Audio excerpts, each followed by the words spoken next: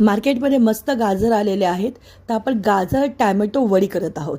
इथे वजनी अर्धा किलो गाजर आहेत आणि पाव किलो एकदम लाल बुंद असे मी टॅमॅटो घेतलेले आहेत। टॅमॅटोच्या फोडी करायच्या आहेत आपल्याला आणि कुकरमध्ये 2 ते 3 शिट्ट्या करून आपल्याला हे वाफवून घ्यायचे आहेत। बघा पॅनमध्ये टाकलेला आहे, थोडंसं चमचाभर त्याच्यामध्ये पाणी घातले। कुकरमध्ये 2 ते 3 शिट्ट्यामध्ये टॅमॅटो मस्त शिजतात। गरम असताना चाळणीवरती उपसून घेतलेला आहे आणि थोडंसं गाळून घ्यायचं आहे, जेणेकरून आपल्याला फक्त पल्प मिळेल। टॅमॅटोची सालं इथे आपण वापरणार नाही आहोत, हवं असेल तर तुम्ही मिक्सरला टाकू शकता। आता हे आपण मोजून घेऊया। तयार झालेला टॅमॅटोचा पल्प माझ्याकडे अर्धी वाटी होता।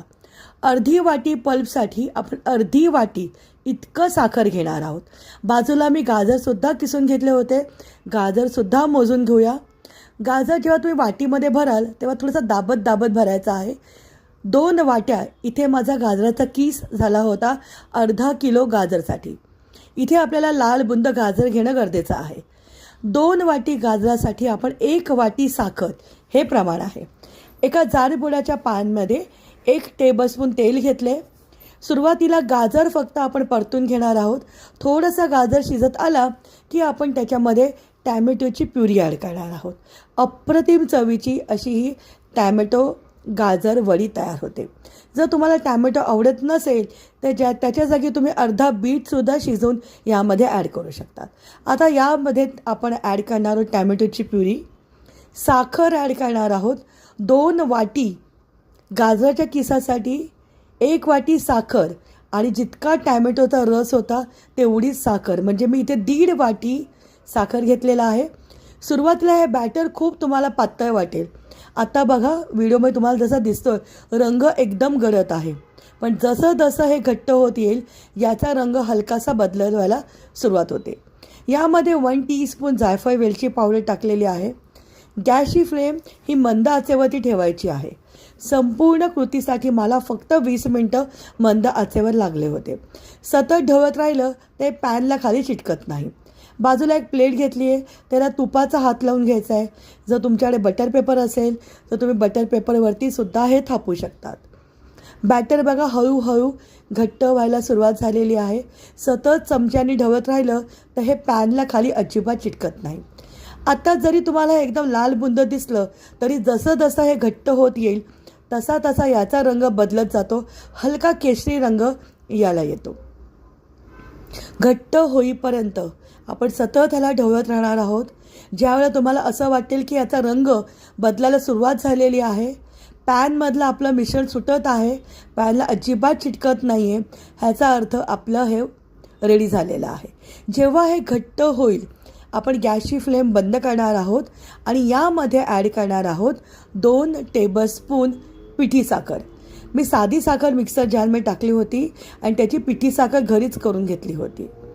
पिठी साखर घातल्यामुळे हे जे बॅटर आहे हे पटकन घट्ट होतं। हे आपल्याला घट्ट असतानाच प्लेटमध्ये थापायचं आहे। लक्षात घ्या, जेव्हा हे घट्ट होईल याचा रंग बदलतो। तुम्ही जर व्हिडिओमध्ये केअरफुली बघितलात आधी एकदम लाल बुंद होतं आणि जसं जसं हे घट्ट व्हायला सुरुवात होते याचा रंग हलका केशरी व्हायला सुरुवात होते।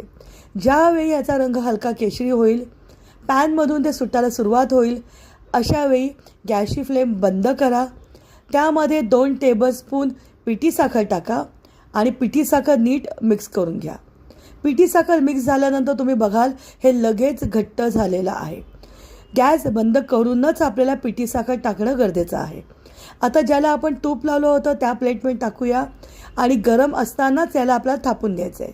स्पॅच्युला असेल तर स्पॅच्युलाने तुम्ही सहज थापू शकतात, फक्त लक्षात घ्या हाताने अजिबात थापू नका, हे खूप जास्त गरम आहे। वाटीला पाठीमागे तुपाचा हात लावून सुद्धा तुम्ही या पद्धतीने थापू शकतात। हलकंसं गरम असतानाच आपण ह्याच्या वड्या कापून घेणार आहोत। या वड्या रूम टेम्परेचरवरती महिनाभर सहज बाहेर टिकतात। अप्रतिम चवीच्या आणि प्रवासात नेण्यासाठी एकदम मस्त अशा तयार झालेल्या आहेत गाजर टॅमॅटोच्या वड्या। रेसिपी आवडली असेल तर आमच्या रेसिपीला लाईक करा, व्हिडिओला शेअर करा आणि कमेंट बॉक्समध्ये नक्की सांगा तुम्हाला आजचा हा व्हिडिओ कसा वाटला।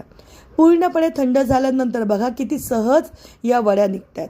अप्रतिम अशा खुटखुटीत हाताने सहज तुटतील, तोंडात टाकल्या मेल्ट होतील अशा आपल्या गाजर टॅमॅटोच्या वड्या तयार झाल्या आहेत.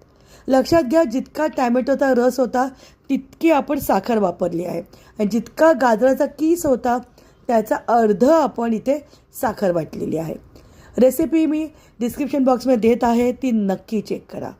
रूम टेम्परेचरवरती महिनाभर या सहज राहतात. फक्त ठेवताना याला एखाद्या एअरटाईट डब्यामध्ये ठेवणं गरजेचं आहे. फ्रीजमध्ये ठेवलं तर याला पाणी सुटतं, त्याच्यामुळे एअरटाईट डब्यात टाकून बाहेरच ठेवा.